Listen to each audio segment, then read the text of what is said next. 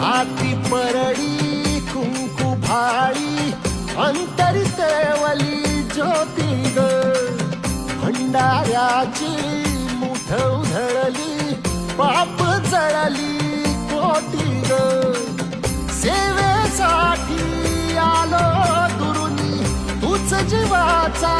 जीव स्वामिनी होऊ दे मंगल आई ग हाती परडी कुंकू भाळी अंतरी तेवली ज्योती ग भंडाऱ्याची